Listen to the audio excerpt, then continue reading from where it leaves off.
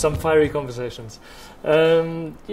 Stephen Falk obviously had done the interiors for the whole hotel, and it was an obvious decision for Stephen to get involved with the restaurant. So once we decided on the space, we got together and we started talking about exactly what we wanted. When you walked into a room, you must feel that there's food involved. It's a difficult thing to explain, but an interior decorator can come in and decorate a room for you beautifully. It has nothing to do with anything of the restaurant. It's got no feel, it's got no love, it's got no anything. So I really wanted the whole room to make sense. So when you walked in, you knew you were in a restaurant, and that everything sort of ties up. So it was actually quite easy for Stephen to do. We chatted about things, and it was a quick decision. For me, colour is always a big issue. Where do I go with colour? With Rust and Feather was the same sort of thing. And once we got the colour, then I felt I knew where I wanted to go with the rest.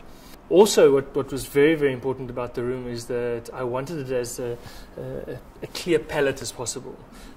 I wanted the food to do the talking. So you'll see from the layup and the setup of the tables that it is very, very simple, very, very clean. No flowers, nothing to detract from the food. When the food comes, that's the color, that's the story, that's really what it is about. So we started chatting. Stephen came up with the colors and also just the layout of the restaurant and the feel and the entry, and the rest, as I say, was history.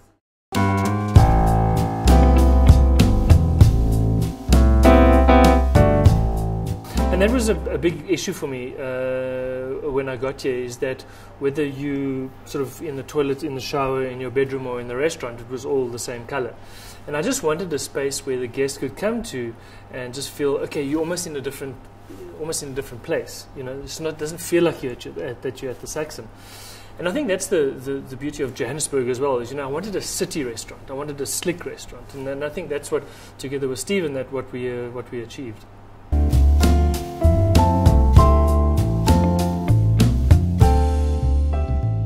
I mean, I'm from Namibia originally, from Walvis Bay, and I spent 10 years of my life there, so a very small town. And then was in Cape Town really for 30 years. I landed, I got into the Gautrain, our first world, 20 minutes later, I'm in the middle of Sandton, not quite Joburg, but in Sandton. And walked into the hotel. It was a Sunday, it was about 11 o'clock. And there was a pool party going on. There was about 600 people. It was sponsored by Heineken or somebody, I can't remember. And lekker music, vibey, and I just thought, Jesus, what energy! I mean, you could just feel the energy, and I've never looked back. I made the decision. It took like 5 minutes. I walked in and I knew, okay, I need to be part of this. And I hadn't even been to downtown Joburg, where my true passion is. What the architecture, the building, the spaces. As I said, at Designing Day, spaces inspire me. It was a phase where product and food inspires you, which it still does, but the bigger picture now is just how you can integrate everything into a restaurant, and how the chef has so much say in what happens, to give a complete experience.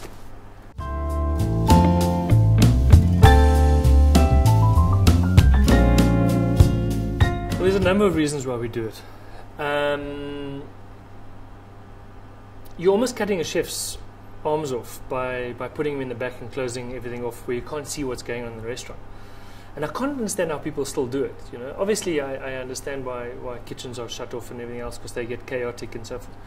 But it's something at this sort of scale where people are paying top dollar and so forth.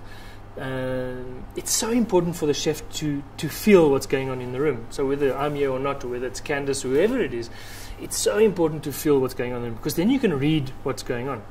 And Rust and Feather was the first place I really did that, and I'll never ever, if I had to do a restaurant, change it. And we do it for a number of reasons. We do it so that we can see and get a feel for what's going on in the restaurant, so that timings and everything else are good. And how do you integrate a kitchen into? You can just knock a hole in the wall and it's all good. I think the only thing that myself and Stephen didn't really agree on is probably the piece of art on the wall, and he was in the other day, and I think I think it still bugs him. I think his words for the piece of art on the wall, although he doesn't call it art, I've never seen anything so disgusting in my life.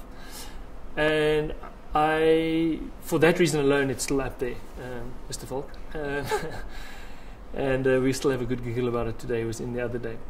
Yeah, I think the important thing with Spago, or that intertwining, was the connection between the kitchen and the restaurant. It was very important for me.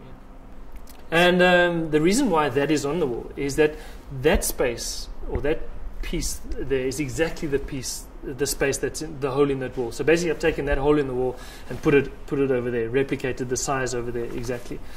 And what that is, it's an intertwining. It's a Spago. I saw it in a spa somewhere, maybe on a slightly smaller, more delicate scale.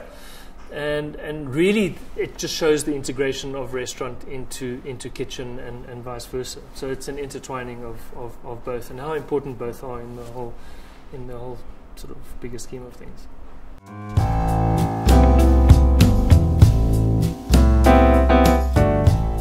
It's very, very difficult to explain. As a young chef, as a young cook, not a chef, as a young cook, probably the most insecure soul you've ever met in your life. You're exposing yourself, essentially. This is me. Now, you can see immediately, and that's also with the open kitchen, whether someone's impressed or not. So you put the plate of food in front of them, and when someone's disappointed, you can just see it, and it's probably the worst feeling in the world. How you get to that point of that insecurity to where you are now, where you have absolute confidence in what you're doing, I don't know what that big step was, to be honest. But the process is different for many people. Many chefs talk about 6 months of pre-prep, getting dishes down, going through things over and over again, and replating and doing this and the other. I'm not a great planner by any stretch of the imagination. The guys in the kitchen, I drive them nuts because I don't plan. If we want to change something tomorrow, we'll change it tomorrow. Don't tell me I need to change something in 3 weeks, because it'll never get done. Okay, it'll be done the day before 3 weeks is up. That's just really how I am, and it takes all types in life. So the dishes get discussed. We'd walk through the garden, for instance. The garden's a huge inspiration for us. As I always say, there's a bit of purple cauliflower there. There's Savoy cabbages coming. There's beautiful broad beans. What are we going to do? That process has changed for us in the sense. Usually we start with the protein. We got beef fillet at the moment. What are we going to do with that? Now we start with the vegetables and we build the dish around the vegetables, which is pretty cool. So that's the starting point. And I promise you, by the end of the day, we have a dish.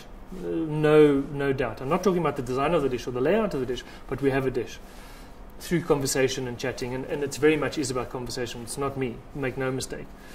And my role largely is, yes, we would come to the evening, and it's usually about 6 o'clock, where I've done all my fighting and arguing and cursing and emails and all the things that I hate during the day. And then you come up into a creative space, which is a different space for me. And sometimes I'm in tune with what's going on, and sometimes I'm not. We're human. That's just how it is. And it's like people, it's like with wine pairings. Wine pairings and wine is about mood. Food is about moods. If you ask me today what is my favorite meal, I'll tell you bacon and eggs. Okay, tomorrow it'll be gnocchi. It's about mood. Wine is exactly the same. And creativity, I think, is very much the same. You've got to be in the right frame of mind. You've got to be in the right mindset to be able to come up with a dish. And when it's on song, it comes in 5 minutes. We'd sit, we'd look at the ingredients, and we put them on the plate. And usually, I'd say 90% of the time, the way I've plated it there and then is the way it goes to the customer. There are times where we struggle a little bit, but generally what we do when we struggle, we scrap the entire dish and we start again with something completely different. Because a lot of it's got to do with mood, but you've got to feel it.